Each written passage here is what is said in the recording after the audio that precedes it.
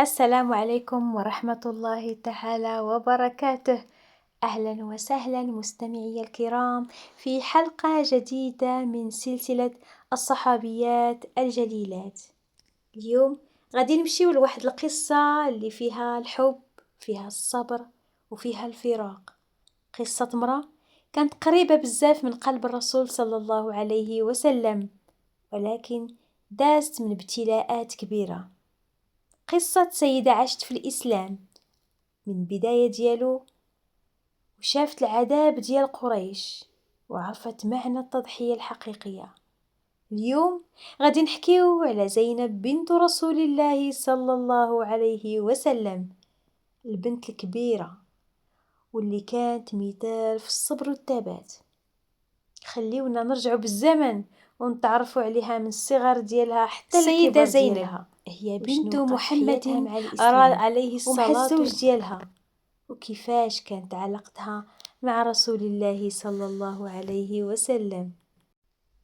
زينب بنت محمد رضي الله عنها وأرضاها، أكبر بنات النبي عليه الصلاة والسلام، من الزوجة ديالو الأولى السيدة خديجة بنت خويلد رضي الله عنها وأرضاها.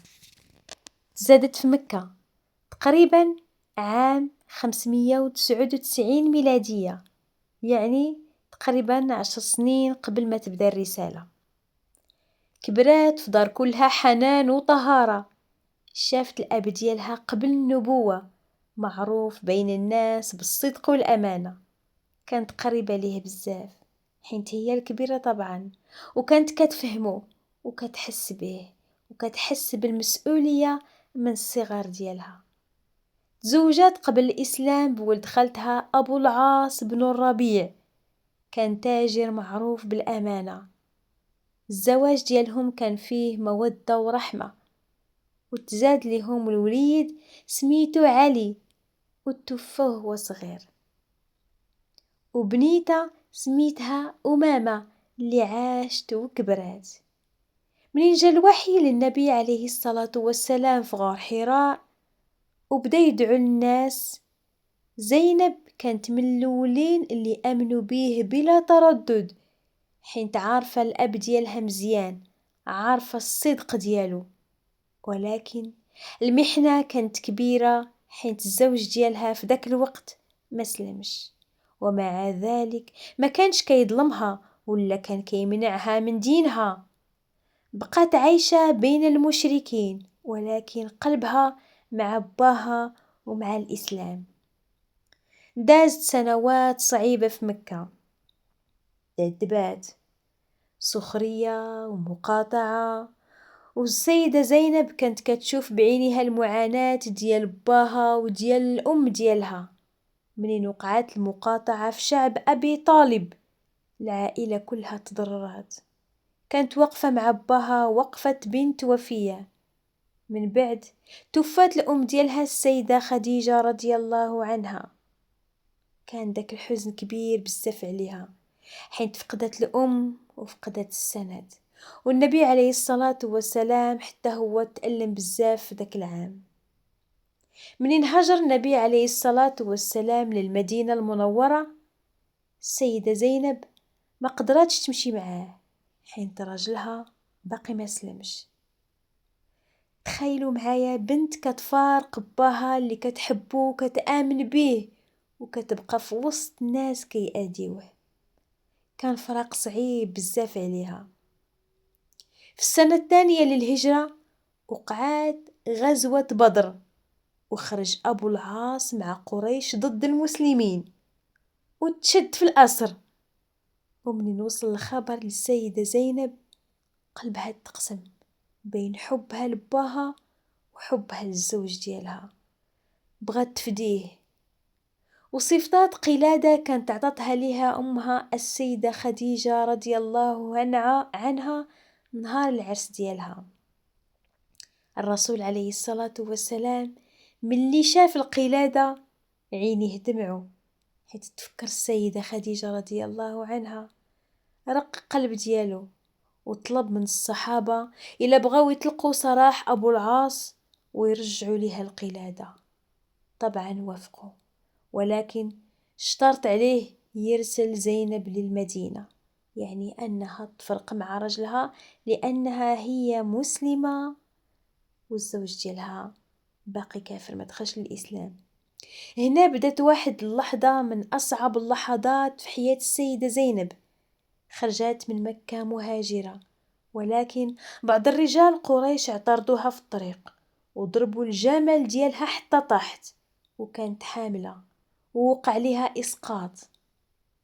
داك الجرح بقى فيها طول حياتها وأثر على الصحة ديالها.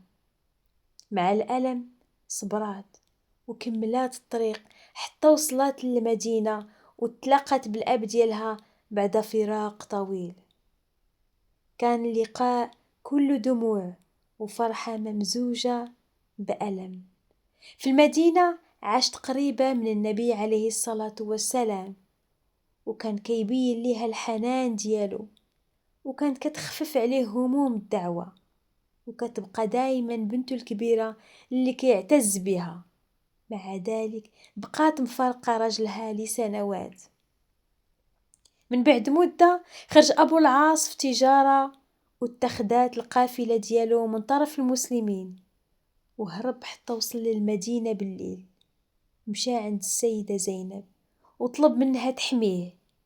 السيدة زينب ما ترددش، أجراته في الصباح في المسجد من بعد ما سال النبي عليه الصلاة والسلام. نادت وقالت قدام الناس: إني قد آجرت أبا العاص. النبي عليه الصلاة والسلام قبل الجوار ديالها وطلب من الصحابة يرجعوا ليه الأموال ديالو. رجع لمكة، رد الأمانات لصحابها، من بعد أعلن الإسلام ديالو ورجع مهاجر للمدينة. هنا رجعت السيدة زينب للزوج ديالها بعد فراق طويل، وفرحت بزاف حين تجتمع الشمل على الإسلام. ولكن صحتها ما بقاتش قوية بسبب الضربة اللي خدات في الهجرة. المرض بدا كيتأثر عليها شوي بشوي، وفي السنة 8 من الهجرة تقريبا عام 629 ميلادية توفات السيدة زينب في المدينة المنورة وعمرها تقريبا 30 سنة فقط. كانت أول بنت من بنات النبي عليه الصلاة والسلام كتموت في حياته. حزن عليها حزن كبير وهبط لقبرها ودعا لها. كان كيحبها حب خاص حيت كانت أول فرحة في حياته كبنت. قصة زينب رضي الله عنها قصة بنت كانت قريبة بزاف من الأب ديالها، شاركته الألم قبل الفرح، وعاشت الفراق ديال الهجرة والاعتداء، وصبرات على فراق الزوج ديالها اللي كانت كتبغيه سنين، وبقات ثابتة على دينها حتى آخر نفس. فيها معاني الوفاء والصبر وقوة الإيمان وقرب خاص من النبي عليه الصلاة والسلام، اللي كان كيشوف فيها جزء من السيدة خديجة رضي الله عنها، وذكرى جميلة من أيام مكة رضي الله عنها وأرضاها. إلى وصلتوا لهنايا نتمنى أنكم ديروا واحد اللايك، والسلام عليكم ورحمة الله.